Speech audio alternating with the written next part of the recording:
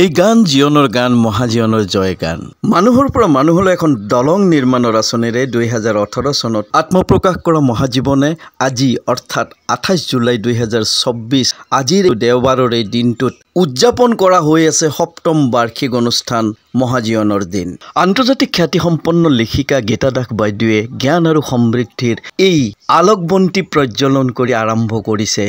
আজিৰ অনুষ্ঠানৰ কাৰ্যক্ৰমণিকা বিচ্ছিন্নতাবাদৰ বিপৰীতে সুন্দৰ আৰু সমৃদ্ধিশালী এখন সমাজ গঢ়াই মহাজীৱনৰ মূল উদ্দেশ্য মহাজীৱনৰ পৰম্পৰা অনুসৰি 1 মেৰ দিনটোকহে মহাজীৱনৰ দিন হিচাপে উদযাপন কৰা হয় কিন্তু আকস্মিকভাৱে আমাৰ পৰম পূজনীয় পিতৃ নিপেন্দ্ৰ নাৰায়ণ দাসদেৱৰ বিয়োগ ঘটাত 1 মেৰ দিনটো আমি এই অনুষ্ঠান স্থগিত ৰাখিবলৈ বাধ্য হৈ পৰিছিলোঁ গোৱালপাৰা চহৰৰ দামোদৰ সেৱা আশ্ৰমৰ পবিত্ৰ ভূমিত আজি অনুষ্ঠিত হোৱা এই অনুষ্ঠানত চলিত বৰ্ষৰ বাবে মহাজীৱন সন্মান আগবঢ়া হয় বিশিষ্ট সংগীত পৰিচালক মৃণাল কান্তি ডাঙৰীয়ালৈ তেখেতৰ চিৰসেউজ গীতসমূহ অসমীয়া সংগীত জগতত মাইলৰ খুঁটি হৈ থাকিব যুগে যুগে দেউতা মোক তুমি ক্ষমা কৰিবা চল গৌৰী আপোন গৌৰী ঠেকি দে আদিকে কৰি বহু জনপ্ৰিয় গীত তেওঁ ইতিমধ্যে আমাক উপহাৰ দিছে আজিৰ এই মনজ্ঞ অনুষ্ঠানতেই উন্মোচন কৰা হয় মহাজীৱন প্ৰকাশে প্ৰস্তুত কৰি উলিওৱা ৰীণা সূত্ৰধৰ কলিতাৰ কাব্যগ্ৰন্থ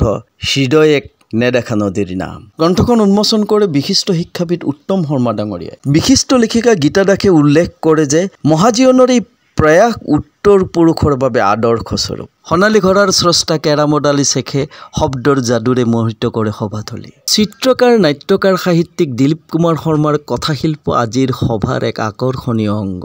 শিক্ষাবিদ জয়চন্দ্ৰ নাথে আগবঢ়ায় এক সাৰুৱা ভাষণ ৰীণা সূত্ৰধৰ কলিতাই সন্মান জনায় মৰমী প্ৰিণ্টাৰ্ছৰ স্বত্বাধিকাৰ মজিদুৰ ৰহমানক মহাজীৱনৰ শীৰ্ষ গীতত কণ্ঠদান কৰা শৰ্মিষ্ঠা দিহিদাৰক সন্মান জনায় ডালিমী শৰ্মা কলিতাই